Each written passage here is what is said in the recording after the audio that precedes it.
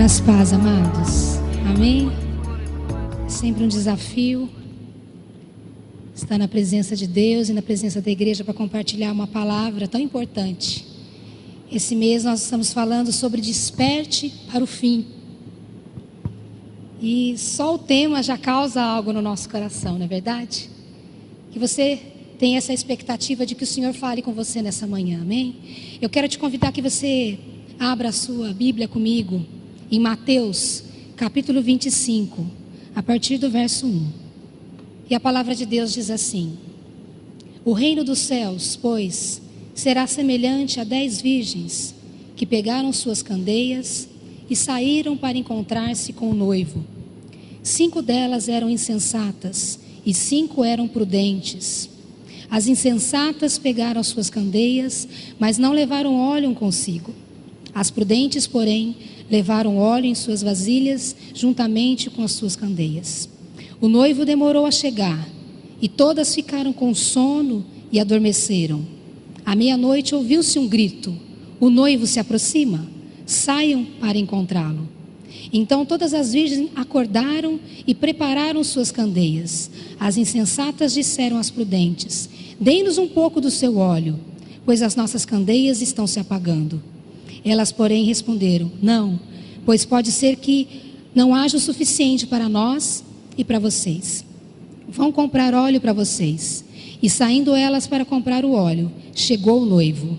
As virgens que estavam preparadas entraram com ele para o banquete nupcial, e a porta foi fechada.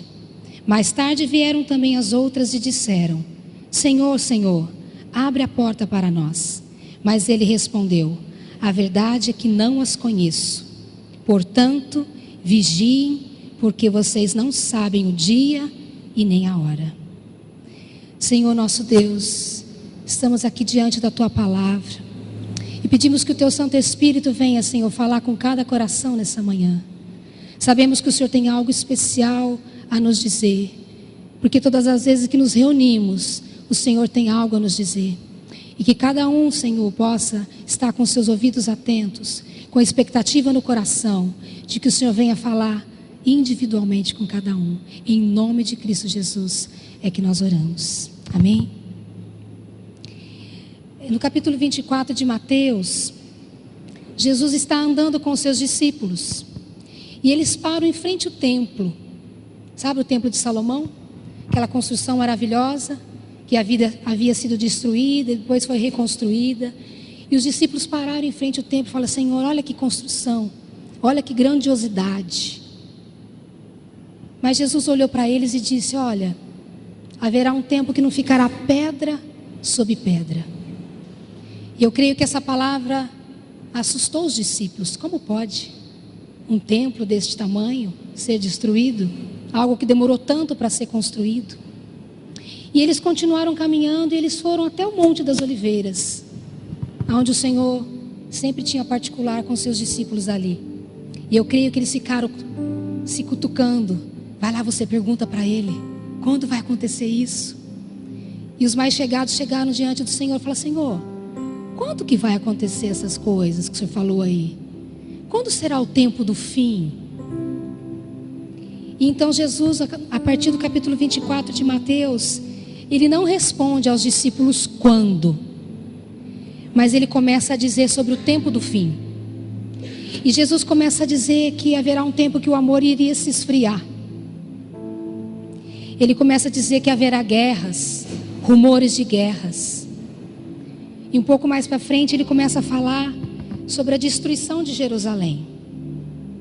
E isso aconteceu 40 anos depois que ele profetizou. No ano 70, na Páscoa judaica, a profecia de Jesus se cumpriu. Um general chamado Tito entrou na cidade, incendiou a cidade. E conta que até as pedras foram arrancadas porque tinha ouro nas juntas. A única coisa que ficou, que restou, foi um pouco do muro, que hoje é conhecido como o Muro das Lamentações. E ele continua dizendo, mais para o final do capítulo 24, ele começa a falar do retorno dele. Como será o retorno dele? Será um retorno glorioso. Mas o que eu quero chamar a atenção de vocês nessa manhã, que sempre essa palavra mexe com a gente. E eu gostaria que você entrasse comigo. Jesus, ele se dedica a 6 parábolas. 6 parábolas. Para alertar sobre a necessidade da vigilância e da prontidão. Nós ouvimos aqui domingo passado a parábola do porteiro. Ele não sabia quando o mestre dele ia chegar, então ele tinha que estar atento. A qualquer momento ele poderia chegar, de manhã à noite ou de madrugada. Mas ele fala também do pai de família, que se soubesse quando o ladrão chegaria na sua casa, ele não deixaria que ele entrasse, porque ele estava atento, pronto, vigilante. E ele fala do servo fiel, que ele confia ao servo dele para alimentar e cuidar de outras pessoas. Mas o tempo passa e ele demora, ele fala, o Senhor está demorando, eu vou começar a curtir a minha vida, a me embriagar, a ofender as pessoas, não vou ser mais fiel. Mas o servo, agindo assim, aquele senhor volta e encontra ele fazendo isso. E como aconteceu, as portas serão fechadas. E essa passagem que nós lemos das 10 virgens, o noivo chegou e elas não estavam atentas. Fala de vigilância. E ele fala dos talentos e ele fala também da parábola das ovelhas e dos bodes. Se é algo que o Senhor deu tanta importância, tanta ênfase, deve ser importante para mim e para você saber. Por que é importante eu estar vigilante? Por que é importante eu estar atento? Jesus adverte que perto da sua volta, o amor de muitos se esfriaria. O amor de muitos se esfriaria. Até mesmo dentro das famílias nós percebemos isso. O cuidado entre as pessoas, sempre deixando para o outro fazer. Deixa para o outro fazer, deixa para o outro amar, deixa para o outro cuidar. E ele fala também que perto do retorno dele, as pessoas vão estar muito religiosas. Mas religioso é diferente daquele que tem convicção da salvação. Tem muito crente por aí que tem dúvida se é salvo. Se o Senhor voltar, eu não sei se eu estou pronto. Irmãos, se você se converteu a Jesus Cristo, se você entregou a sua vida a Ele, se você tem se dedicado à palavra, à oração, se você tem vindo aos cultos, você está na presença de Deus, você é salvo.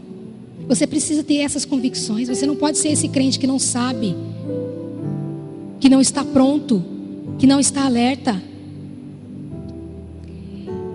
E muitos se levantarão para falar da palavra de Deus, mas para apresentar um evangelho falso, um evangelho que traz só benefício. O Senhor quer sim nos abençoar. O Senhor tem prazer em nos abençoar. Mas isso não é o principal. O principal é que a sua alma seja dele, que você esteja salvo, e que você possa sonhar com o céu. O crente precisa sonhar com o céu. A vida nossa é difícil aqui. Você precisa ter um olhar além. Saber que o Senhor tem algo preparado para nós e que é maravilhoso demais. Nem olhos viram, nem ouvidos ouviram, nem jamais penetrou no coração do homem aquilo que o Senhor tem separado para aqueles que o amam. Isso é palavra de Deus, meu irmão. Isso é palavra de Deus para mim e para você. Jesus entregou a sua vida na cruz do Calvário para que eu e você estivéssemos na presença de Deus, para Ele nos dar acesso através da vida dEle, porque por nós mesmos nós não conseguiríamos jamais chegar à presença do Senhor, pelo nosso pecado, pela nossa pequenez, pela nossa falta de visão das coisas. Mas Jesus abriu o caminho para nós. Então eu e você precisamos estar alertas e prontos, porque Ele virá nos buscar. Isso tem que trazer alegria no meu coração, no seu coração. Por isso que o crente é feliz. Porque a nossa vida não se limita somente a comer, beber, trabalhar, comprar coisas e conquistar coisas. O Senhor tem vida abundante para nós. Havia, na fase de Jesus, nos casamentos judaicos, dois momentos. Então, quando Jesus contou essa parábola, ela foi entendida muito bem para o povo daquela época, porque fala que o noivo no primeiro momento ele ia até a casa da noiva. E ali era feita a entrega da noiva para o noivo. Todos saberiam então que aquela mulher era a noiva daquele homem. Ali ele presenteava essa mulher. E todos sabiam que ela era a noiva daquele homem. E num segundo momento, a noiva tinha que estar preparada. Tinha as amigas que preparavam a noiva, que eram essas virgens que eram responsáveis pelo cerimonial. O noivo vinha buscar a noiva para um grande banquete. E a noiva tinha que estar atenta para esse dia. Então Jesus conta essa parábola para nos chamar a atenção. Então essa parábola é a continuação da mensagem de Jesus sobre a necessidade do cristão, sobre a necessidade de eu e você estarmos vigilantes. Essa parábola fala de prontidão e vigilância. Vigilância fala de algo que eu tenho que estar atento a qualquer risco, né? Um guarda, um vigia, ele tem que estar acordado, ele tem que estar alerta, ele tem que estar esperto, olhando para todos os lados. Ele tem que ser prudente, cauteloso. Então eu e você precisamos viver a nossa vida de maneira cautelosa, de maneira vigilante, vigiar naquilo que eu falo, naquilo que eu faço, nas opiniões que eu emito, naquilo que eu posto nas redes sociais. Tudo isso diz respeito à minha fé, à minha vida, naquilo que eu acredito, naquilo que eu penso. Então quando eu critico alguém, ou quando eu deixo de falar e declarar o meu amor, isso diz muito ao meu respeito e a seu respeito. E quando fala de prontidão, irmãos, é aquele que está pronto para fazer qualquer atividade. Sabe aquela pessoa que você pode contar com ela? Ele está sempre pronto. Como é bom ter pessoas assim. Como a igreja precisa de pessoas assim, prontas, desembaraçadas para fazer as coisas, com presteza, com boa vontade. Então o primeiro ponto que eu quero ver com vocês, que o Senhor falou ao meu coração, que nós temos que nos manter vigilantes, porque a volta do Senhor é certa. Fala de certeza, fala de convicção. Ela vai acontecer. Ela é segura, ela é incontestável. Todos nós temos as nossas preocupações, né, diárias. Estamos sempre nos preparando para o futuro. Nós estamos aqui no final de um ano e já pensando no próximo ano. É prudente fazer isso. É prudente se preparar. Nós estamos preparando os nossos estudos. Os jovens estão preocupados com quem vão se casar. E devem mesmo ter essa preocupação, porque é uma escolha muito importante. Saber com quem eu vou me casar. Quem vai ser a pessoa que vai dividir a vida comigo. Hoje nós vimos aqui um testemunho tão lindo. De 29 anos de casados. Do pastor Paulo e a pastora Noemi. Uma vida caminhando juntos. Uma vida servindo a Deus. É importante você saber escolher essa pessoa que vai andar com você, que vai servir a Deus com você juntos. Isso é muito bom. Mas aí veio a pergunta para o meu coração. A gente se prepara tanto para tantas coisas, mas será que eu estou preparada para a minha vida espiritual? Eu estou pronta para aquilo que o Senhor tem para mim? Eu estou me programando para coisas que eu vou fazer para o ano que vem? Eu preciso pensar sobre isso. Então Jesus, falando com os seus discípulos naquele dia, ele começa a responder algumas coisas para aqueles homens. E ele cita a vida de Noé. Olha que interessante. Ele fala: vocês querem saber referente ao fim? Como aconteceu nos dias de Noé, assim também se dará por ocasião da chegada do Filho do Homem.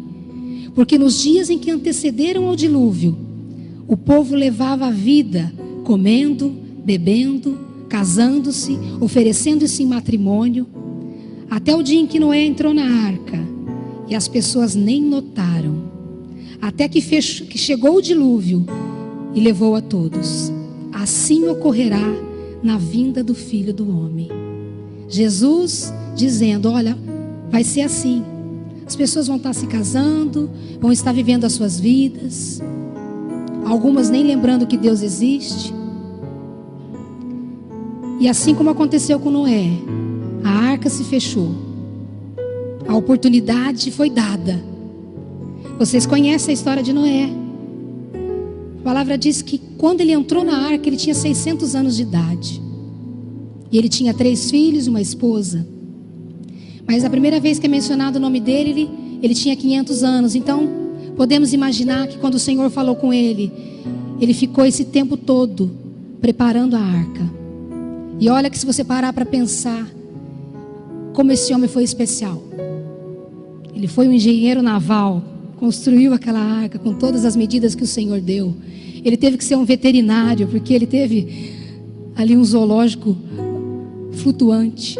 Ele teve que ser um administrador para cuidar do alimento daqueles animais. E a palavra de Deus diz que quando ele entrou na arca, ele ficou 7 dias ali dentro ainda e a chuva não caía. Então você imagina, pensa comigo, como foi a mente daquelas pessoas na época. Alguns estudiosos falam que até aquele momento as pessoas não conheciam a chuva. Então o discurso de Noé era estranho. Chuva? Dilúvio? Tá louco. Muitas vezes as pessoas olham para nós e falam: você é crente, você não faz determinadas coisas, você é muito jovem, você tem que curtir a sua vida. Mal sabem, né? Que nós, na presença de Deus, temos vida abundante, temos a alegria da salvação, podemos desfrutar de tudo aquilo que o Senhor tem para nós. E ele profetizava. Então a vida de Noé foi uma profecia. Enquanto ele construía aquela arca, ele pregava para aquelas pessoas: olha, haverá um juízo, haverá um tempo que o Senhor vai acabar com tudo que vocês estão vendo aqui.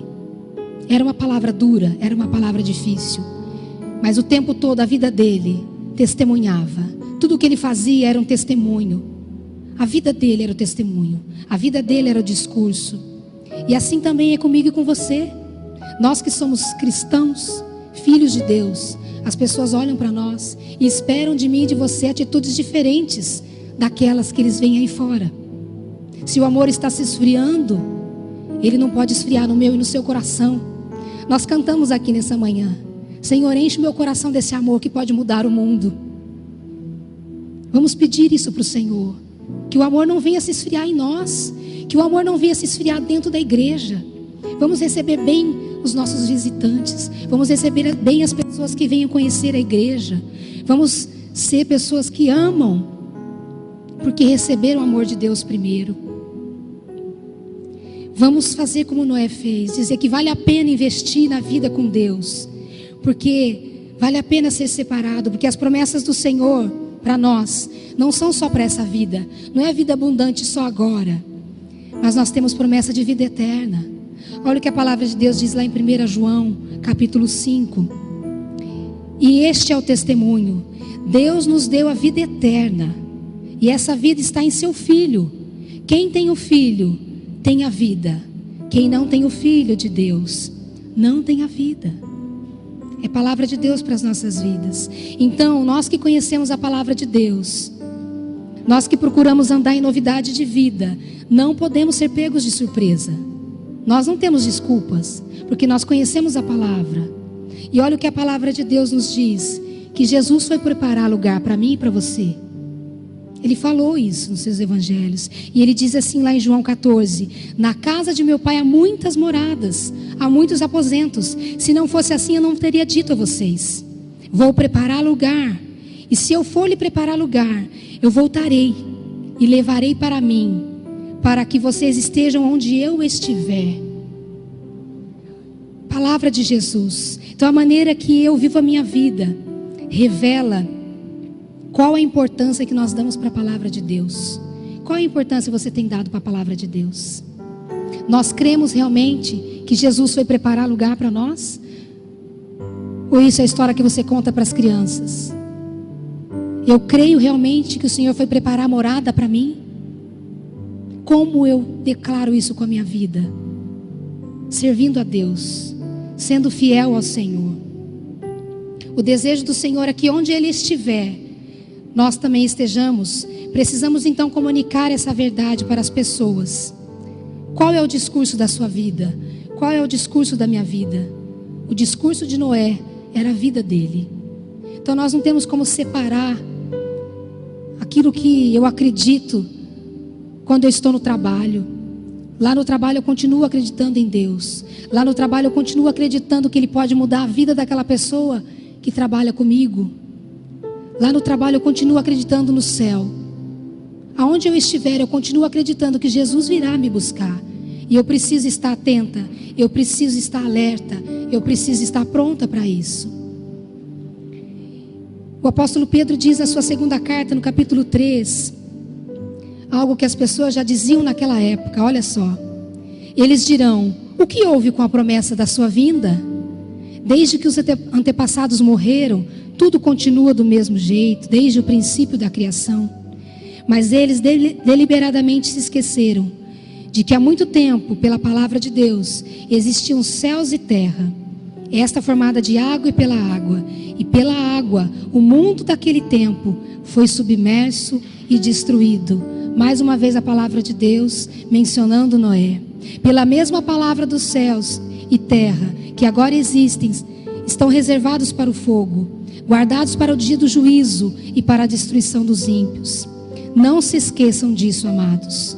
Para o Senhor um dia é como 1000 anos, e 1000 anos como um dia. O Senhor não demora em cumprir a sua promessa, como julgam alguns. Pelo contrário, Ele é paciente com vocês, não querendo que ninguém pereça, mas que todos cheguem ao arrependimento. Jesus não está demorando para voltar como as pessoas pensam.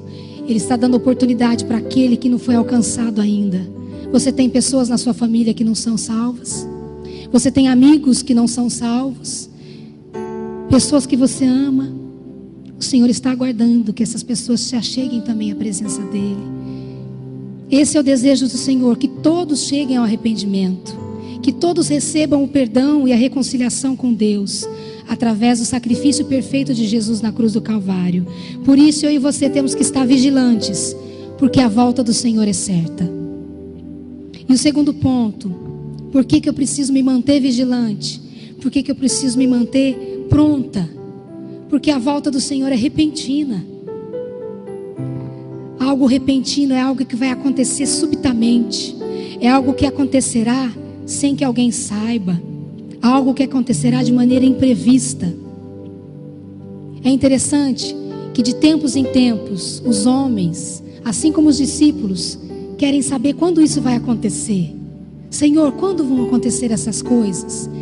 E muitos homens e mulheres, até bem intencionados, tentando marcar a volta de Jesus, tentando marcar dia, ano. Nós temos a previsão que foi feita mais de 3 vezes pelos adventistas, marcar a data da volta de Jesus, dia 23 de abril de 1843 é a data que Jesus irá voltar. A igreja se dividiu porque isso não aconteceu. Vamos pregar a palavra, vamos falar aquilo que o Senhor já deixou revelado para nós. Não vamos nos preocupar com aquilo que o Senhor não nos revelou. Vamos continuar amando, falando do amor de Deus. Nós tivemos a previsão também dos mormons em 1881, falando que Jesus voltaria naquela data. E na virada do milênio, vocês se lembram? 1000 passarão, 2000 não passarão. E as pessoas tinham medo disso. Os computadores, as pessoas estavam com medo. Olha, quando virar o milênio, vai acontecer alguma coisa nos computadores. Até os mais incrédulos estavam com medo. E nada aconteceu. No ano de 2012 foi lançado até um filme, também novamente falando do fim dos tempos. E as pessoas com medo. Nós não temos que viver com medo. Quando isso acontecer, vai ser o dia mais feliz das nossas vidas. Vai ser o dia mais feliz das nossas vidas. Quando nós vamos poder contemplar aquele que nos amou primeiro. Poder olhar nos olhos do Senhor e dizer: Senhor, eu me mantive fiel. Obrigado, Espírito Santo, porque o Senhor me ajudou na caminhada. Não foi fácil. Não foi fácil permanecer, mas valeu a pena. Vai valer a pena, irmão. Vai valer a pena. E nós tivemos outras previsões de homens e mulheres, profetas, falando: Jesus vai voltar em tal data. Então não se preocupe com isso, meus irmãos. Se preocupe em estar vigilante. Se preocupe em estar pronto, com o coração puro, para poder olhar nos olhos do Senhor. Muitos estudiosos e pregadores falam então que nós devemos olhar para Israel como o relógio de Deus. Isso é importante a gente estar realmente atento.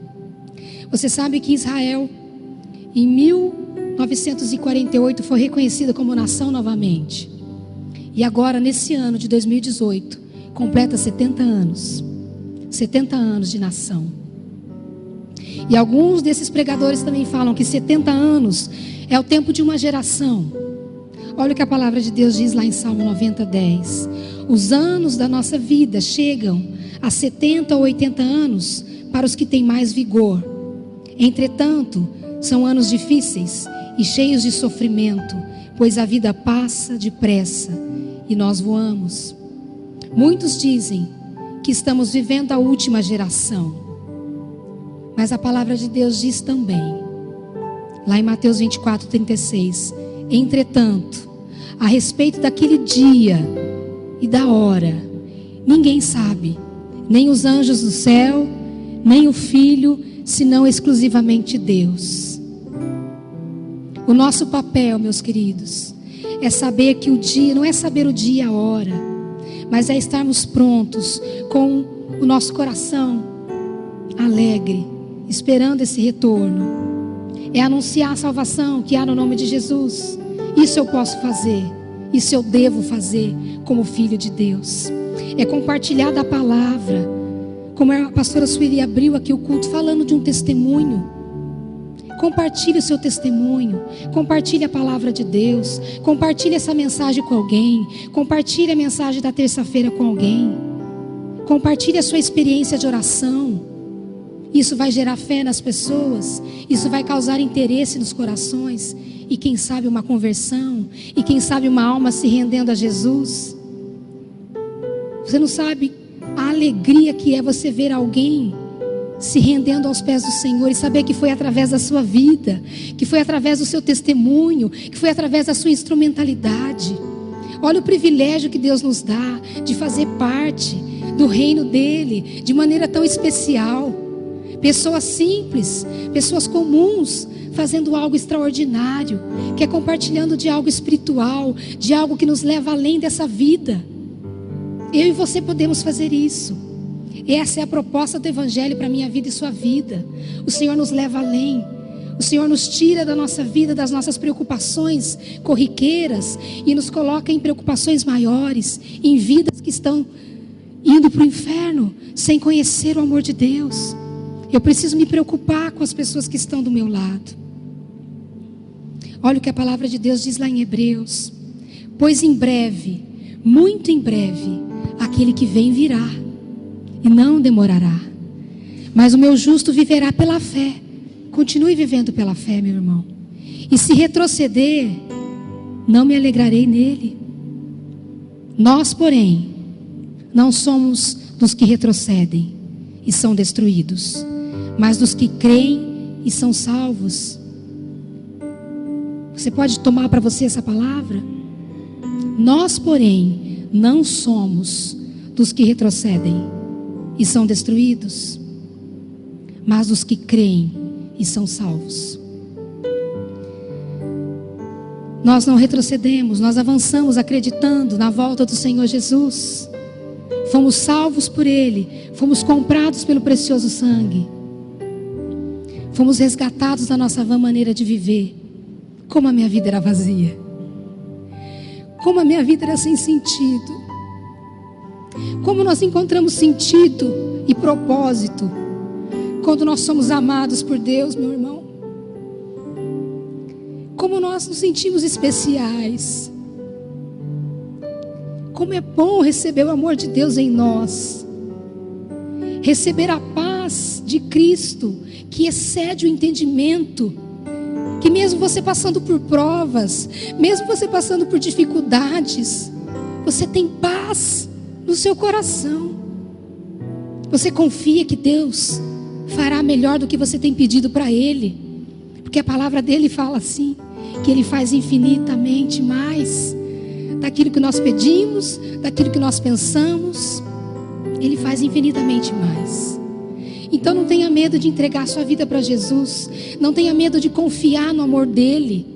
Não tenha medo, porque aquilo que Ele tem para você e para mim é muito melhor do que aquilo que eu sonho, do que aquilo que eu planejo. Você vai experimentar coisas novas em Deus.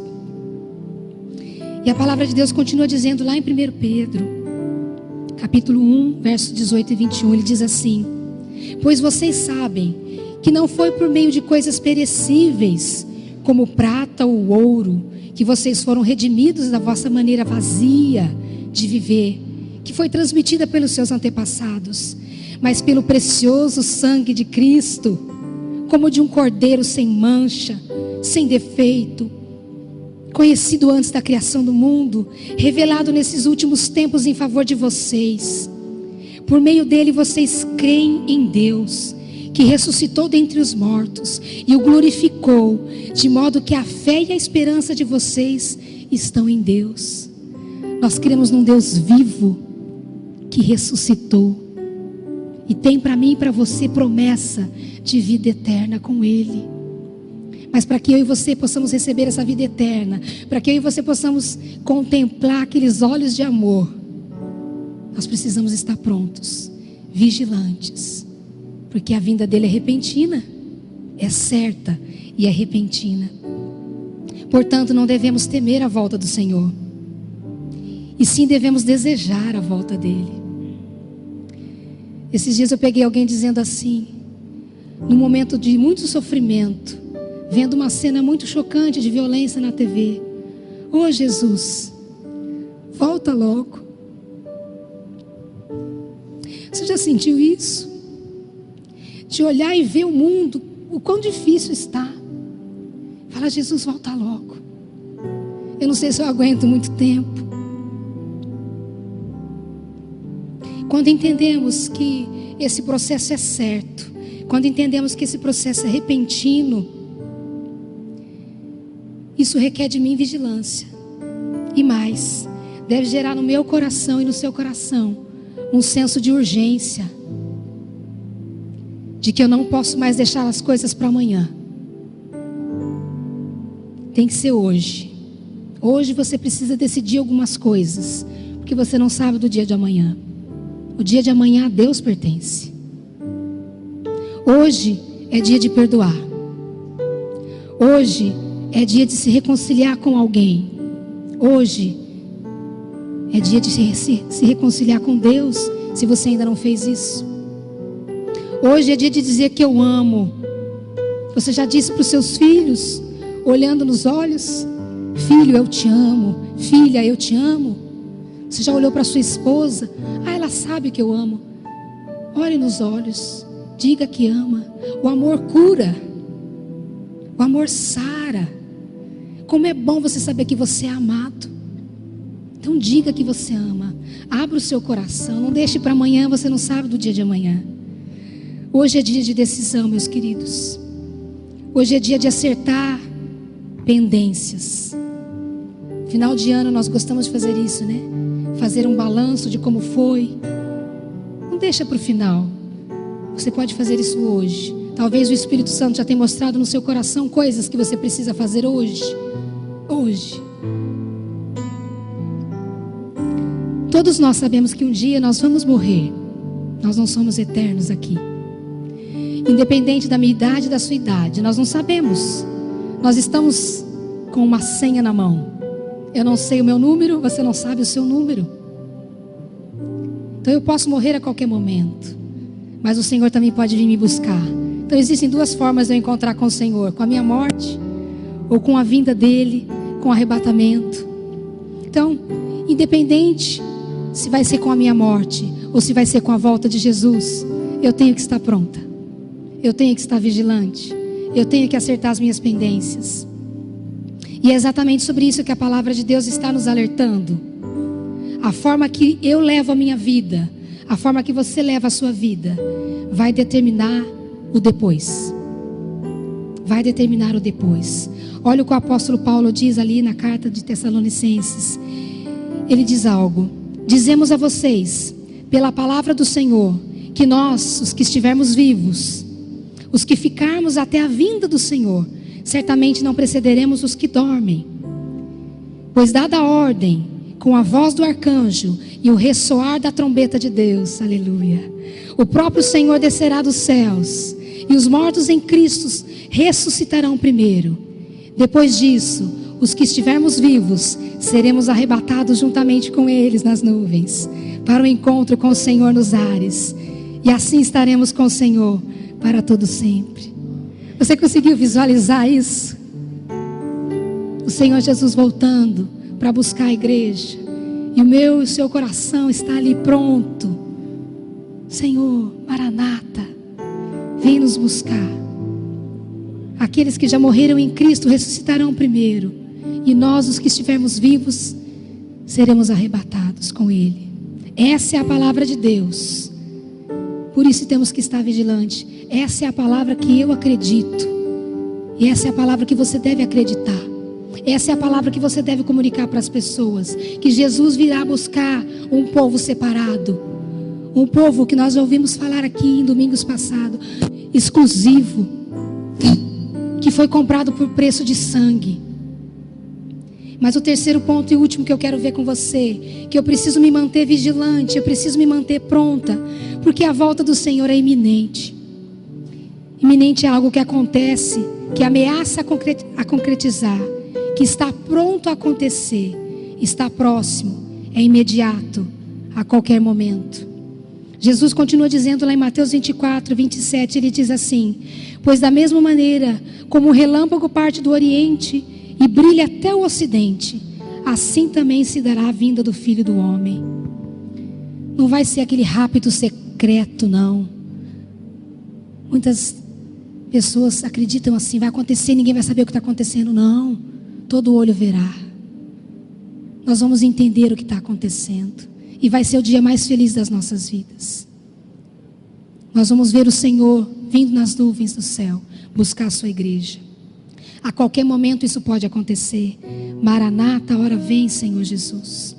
O alerta do Senhor Jesus é para que todos estejam preparados, para que ninguém venha ser pego de surpresa, que todos estejam com as suas candeias acesas, com as suas lâmpadas acesas.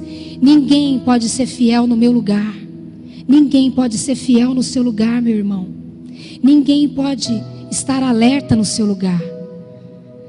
A sua mãe pode orar por você, o seu esposo pode orar por você, mas você tem que estar vigilante. Você tem que estar buscando a presença de Deus. Você tem que estar vigilante. Então o conselho de Jesus naquele dia, com os discípulos caminhando e assentado ali no Monte das Oliveiras, era: mantenham-se vigilantes, porque vocês não sabem o dia nem a hora. Então eu tenho que estar pronta, eu tenho que estar desembaraçada. Nada nessa vida pode ocupar o lugar de Deus no meu coração. O lugar dele tem que ser especial, tem que ser em primeiro lugar. E a palavra de Deus declara que as demais coisas vão ser acrescentadas na minha vida e na sua vida. Aquilo que é necessário, Ele vai acrescentar. E nós sabemos que o Senhor é generoso, Ele nos dá mais daquilo que é necessário, não é verdade? Ele nos dá mais. Mantenham acesas as suas lâmpadas, pois a qualquer momento podemos ouvir o grito: o noivo se aproxima. Saiam ao seu encontro, estejam preparadas com as suas lâmpadas acesas. As virgens que estavam preparadas entraram para o banquete, mas a porta se fechou.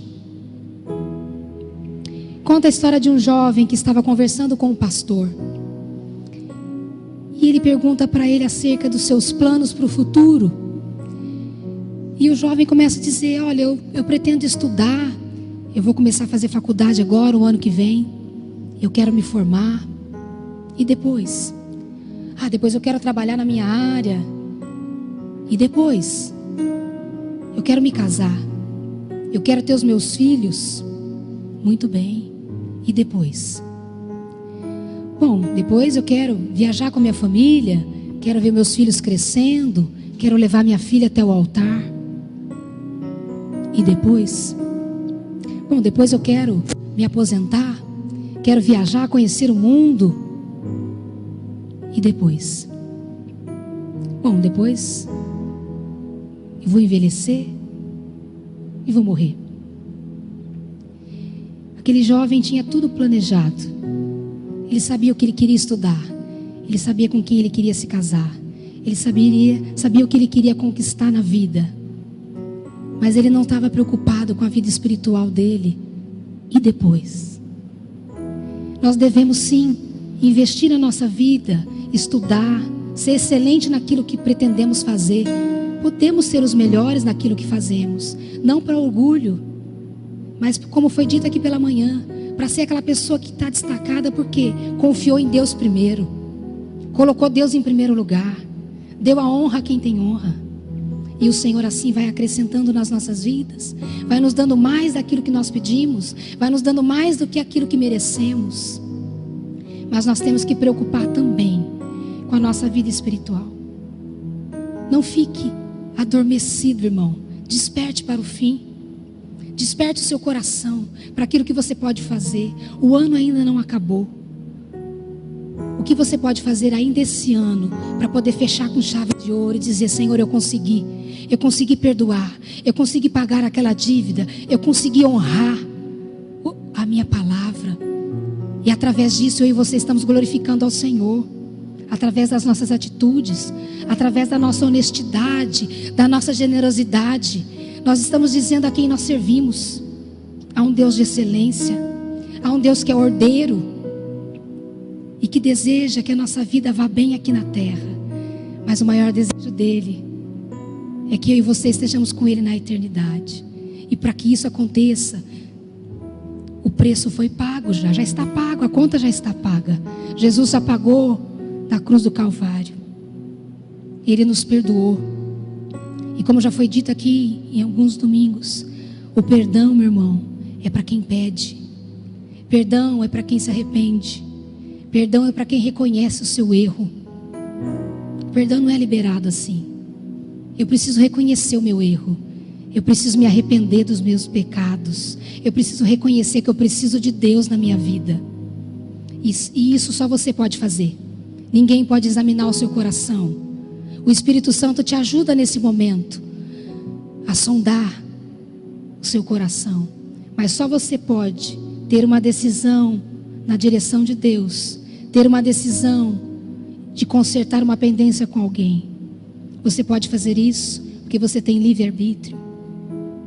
Muitas pessoas vivem como esse jovem, despreocupadas. Não pensam no amanhã, não pensam no depois. E a palavra de Deus diz em Hebreus, capítulo 9, verso 27 e 28. Da mesma maneira como o homem está destinado a morrer uma única vez, vindo depois disso a enfrentar o juízo, assim também Jesus foi oferecido em sacrifício uma única vez, para tirar os pecados de muitos, e aparecerá a segunda vez, não para tirar pecados, mas para trazer salvação aos que o aguardam. Isso diz respeito a mim e a você, que estão aguardando a vinda do Senhor Jesus. Ele virá nos buscar, Ele virá me buscar. Então a volta de Jesus, ela é certa, ela é repentina e ela é iminente. E ela vai inaugurar um novo tempo na eternidade. A nossa vida aqui na terra, como diz no Salmo, é de 70, 80 anos no máximo. Vamos curtir e aproveitar essa vida aqui, viver bem, ser pessoas de bem, para poder desfrutar a eternidade com o Senhor. E a palavra de Deus diz, o apóstolo Paulo falando à igreja de Corinto: se somente para esta vida que nós temos esperança em Cristo, dentre todos os homens, somos mais dignos de compaixão. A nossa esperança não pode ser só para essa vida. O Senhor tem algo a mais para nos entregar. A nossa esperança como cristão deve ser a eternidade com Cristo. Se você nunca foi uma pessoa que pensou no céu, meu irmão, comece a pensar. Eu sei que nós temos criatividade. E às vezes a nossa criatividade é limitada, né? Eu ainda tenho aquele pensamento de criança, de imaginar aquele céu maravilhoso, de imaginar os anjos, de imaginar o Senhor vindo ao meu encontro. Eu não sei como você pensa que é o céu. Um lugar de paz, um lugar de alegria, um lugar onde não haverá dor, choro, lágrima, sofrimento. Esse lugar existe. E ele vai ser inaugurado por nós na eternidade. E concluindo, eu me lembrei da história de um missionário peruano que eu conheci no ano de 2007. E ele conta uma experiência. Ele era paraquedista do exército peruano. E ele fala que ele fez uma prova final. E nessa prova eles desciam com um equipamento muito pesado nas costas, uns 30 quilos mais ou menos. E depois eles tinham que caminhar, exagerar aqui, 60 quilômetros, com aquele equipamento nas costas. O cansaço começou a tomar conta do corpo deles. A sede, o cansaço foi se abatendo durante o caminho e a caminhada. Mas conforme eles foram chegando até o quartel-general, que era o local da formatura, cada um que entrava ouvia os aplausos, ouvia os gritos de júbilo, ouvia os sorrisos dos seus familiares e amigos que estavam ali esperando que cada um deles chegasse, que cada um deles vencesse a prova. Ele fala que naquele momento o cansaço foi embora, de ver o sorriso das pessoas que ele amava. E isso me faz pensar na vida aqui na terra. A nossa vida às vezes é pesada, a nossa vida às vezes é difícil. Muitas vezes passamos por momentos de tristeza, de dor, e que o nosso coração se aperta. Mas, meu irmão, só de imaginar que um dia nós entraremos nas portas celestiais e que ali todo o alívio vai vir sobre a minha vida e a sua vida, que ali nós podemos contemplar os anjos, que ali nós podemos olhar para o Senhor e dizer: Senhor, valeu a pena. Valeu a pena o teu sacrifício pela minha vida, porque eu estou aqui. Obrigada por me amar. Obrigada por acreditar em mim. Obrigada por investir na minha vida. Vai valer a pena, meu irmão. Vai valer a pena. A volta de Jesus é a melhor coisa que pode acontecer na minha vida e na sua vida. Ela significa recompensa. Ela significa descanso. Ela significa alívio. E ela significa cumprimento das promessas de Deus.